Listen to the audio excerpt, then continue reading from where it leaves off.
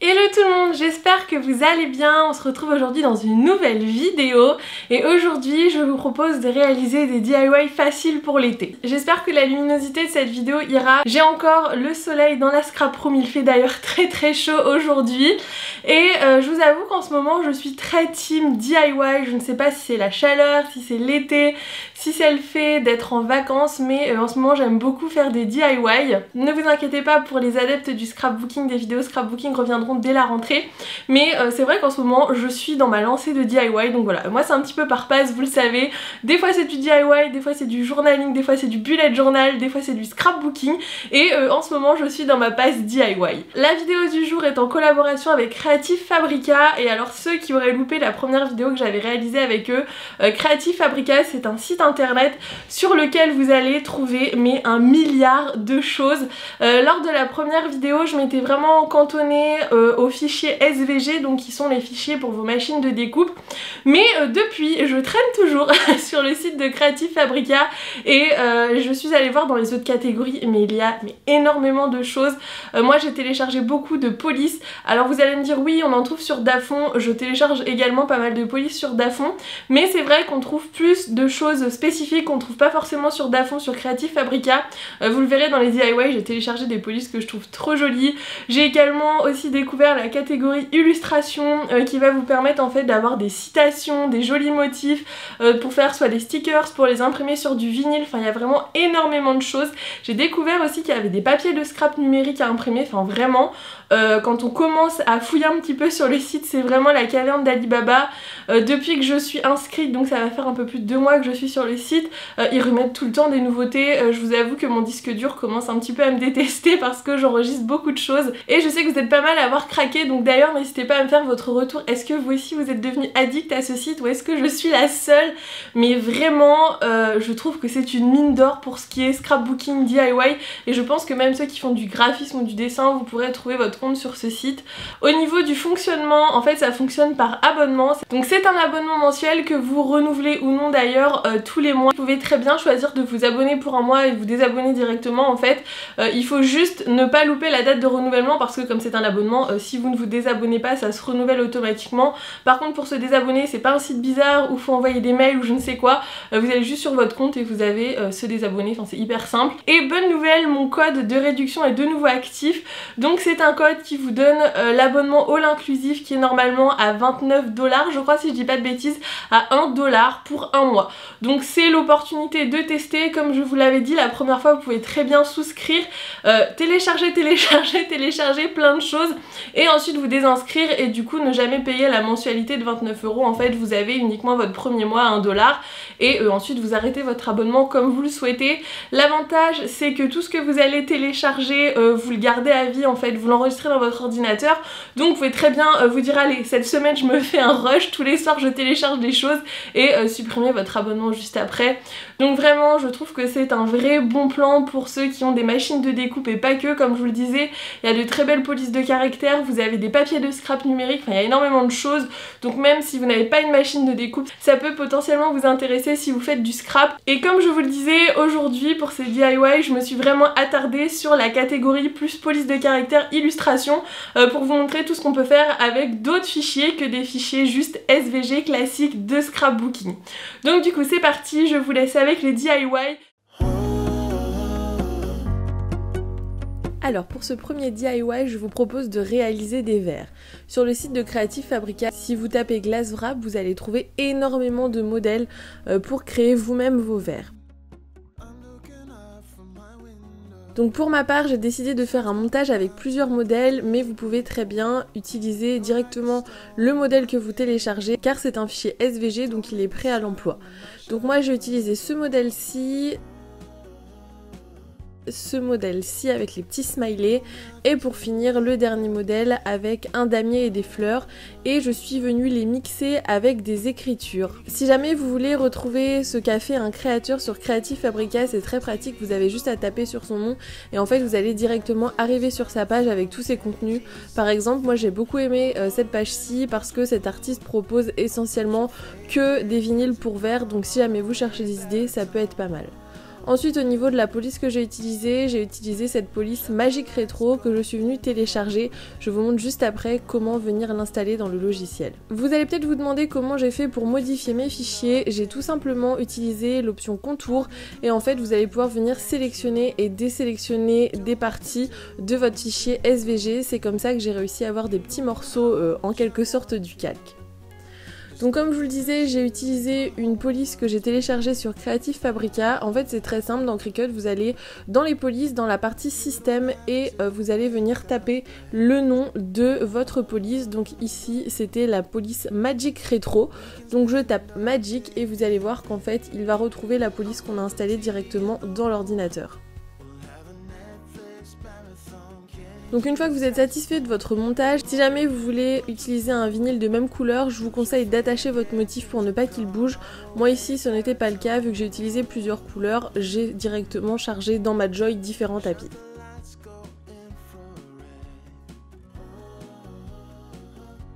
Donc une fois terminé, j'ai lancé la découpe du projet et je vous montre du coup au niveau de l'assemblage comment ça se passe.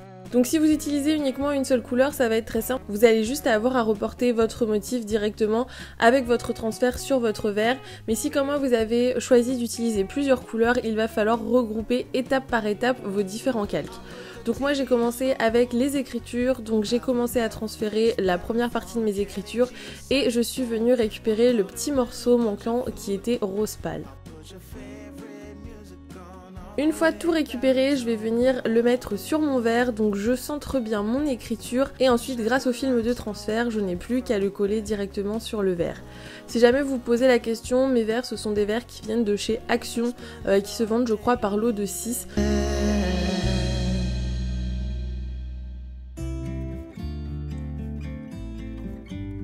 Et donc une fois terminé, vous voyez là tout mon décor était de la même couleur donc c'était assez simple, j'ai tout attaché ensemble sur le logiciel Cricut et ensuite je n'avais plus qu'à le mettre sur mon verre.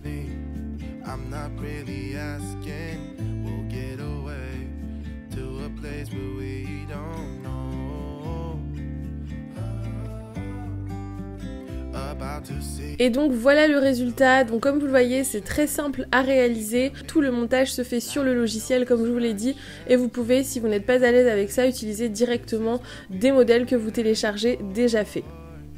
Pour ceux qui se poseraient la question, ça résiste au lavage, j'ai déjà lavé plusieurs fois mes verres, alors je n'ai pas de lave-vaisselle chez moi, donc je ne sais pas si au niveau des lavages au lave-vaisselle ça fonctionne, mais en tout cas, quand on les lave à la main, il n'y a aucun souci, le vinyle ne se décolle pas. Je vous montre maintenant les deux autres modèles que j'ai créés, je suis restée dans les mêmes tonalités de couleurs, et à chaque fois je suis venue faire les décors en blanc pour que, une fois qu'on met un liquide dans le verre de couleur, ça ressorte bien.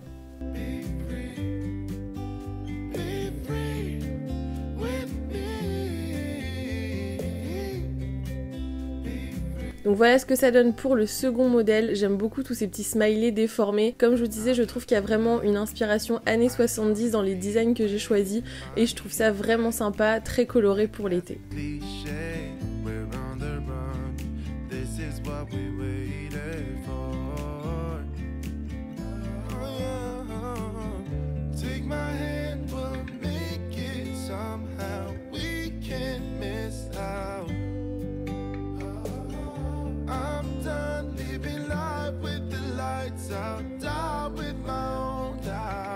Et donc voici le résultat du dernier modèle de verre que je vous propose.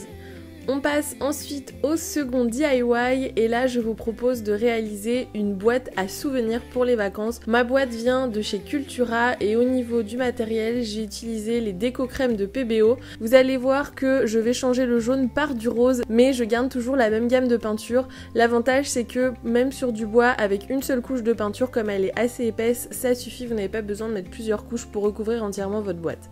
Pour commencer, je vais venir par peindre ma boîte entièrement en violet. Alors j'ai pas peint le dessous ni l'intérieur, mais j'ai peint tout le reste de la boîte.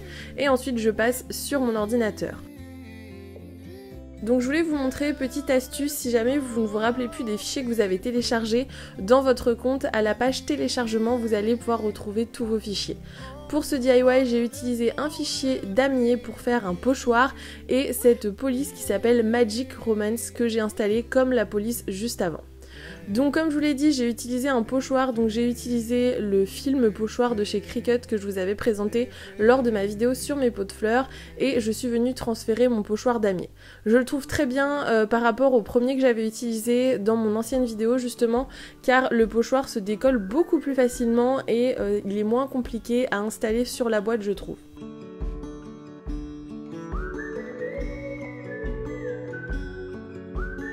Donc je suis venue recouvrir toute ma boîte avec mon petit pochoir et ensuite je passe à la couleur. Encore une fois, j'utilise mon petit tampon mousse de chez Craftelier et comme je vous l'ai dit, j'ai changé d'idée de couleur, je suis passée sur du rose. Donc là c'est très simple, vous avez juste à tapoter avec votre applicateur en mousse et votre peinture et à recouvrir l'entièreté de votre boîte.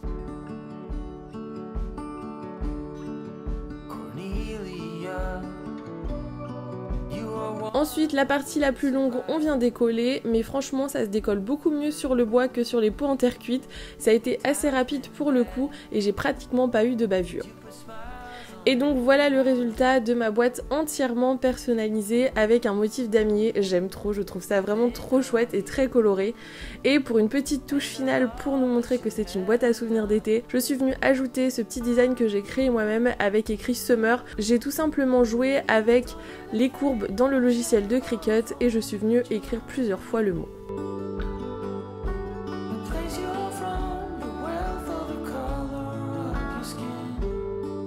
Et donc voilà pour une super idée de boîte à souvenirs pour cet été et comme vous le voyez c'est un DIY que vous pouvez reproduire avec des enfants. On passe au troisième DIY qui est une inspi que j'ai vue sur TikTok tout simplement. Donc j'avais ce vieux miroir de chez Ikea qui traînait, c'est un petit miroir qui coûte je crois moins de 2 € chez Ikea. Vous avez peut-être vu qu'il était abîmé sur un coin, il va falloir du coup qu'on le recouvre pour pas que ça se voit. Donc première étape, j'ai pris un papier de cuisson et je suis venue reporter la forme de mon miroir sur le papier car nous allons utiliser de la pâte Fimo. Au niveau de la pâte Fimo, moi j'utilise la Fimo Kids parce qu'elle est beaucoup plus souple et j'utilise cette petite seringue pour venir créer un petit boudin rond. Alors ça c'est la partie un petit peu compliquée, si jamais vous faites ça avec des enfants ils auront besoin d'aide parce que pour faire sortir la pâte Fimo de la seringue il faut quand même pas mal de force. Je vous avoue que j'avais un petit peu mal aux doigts à la fin mais je trouve ça très satisfaisant et ça vous permet surtout d'obtenir quelque chose d'homogène au niveau de la grosseur de votre tube. Ensuite on va s'amuser à créer des petites vagues tout autour de notre miroir, c'est pour ça que je vous disais qu'il fallait qu'on le reporte sur le papier, c'est tout simplement pour pouvoir bien situer ces vagues par rapport à la forme de son miroir. Donc je suis venue appliquer ça tout autour.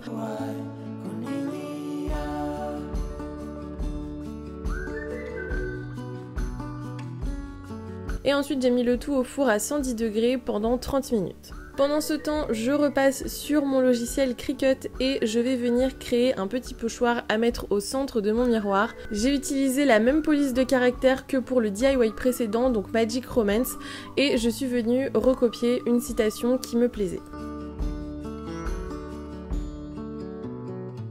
Comme vous pouvez le voir, je vais écrire sur 2 lignes pour que ce soit moins long et que esthétiquement ça me corresponde plus. Donc j'ai écrit une première partie dans une première zone de texte et une seconde dans une seconde zone de texte. Petit tips, si jamais vous voulez bien aligner vos 2 parties ensemble, il vous suffit de les sélectionner, d'aller dans Aligner et de cliquer sur Centrer horizontalement.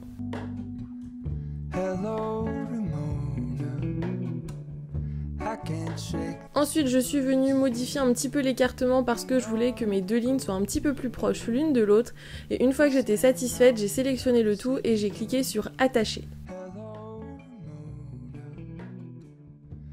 Pour finir j'ai redimensionné mon texte à la dimension de mon miroir et ensuite je vérifie bien que je suis sur ma Cricut Joy et je lance la découpe sur du vinyle blanc. Alors comme vous le voyez, il reste quelques petites traces sur mon miroir, je suis venue les enlever juste après, mais c'est ce qui donne cette impression un petit peu mouchetée au miroir. Donc je suis venue coller mon vinyle au centre de mon miroir avec ma petite citation et ensuite je vais venir poser ma création en pâte Fimo. Je vous conseille de bien la laisser refroidir pour ne pas risquer d'ébrécher ou de casser le miroir au contact de la chaleur.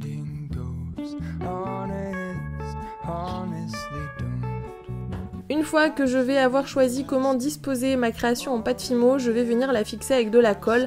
Alors vous pouvez utiliser dans l'idéal de la colle à miroir, mais moi je n'en avais pas donc j'ai utilisé de la super glue.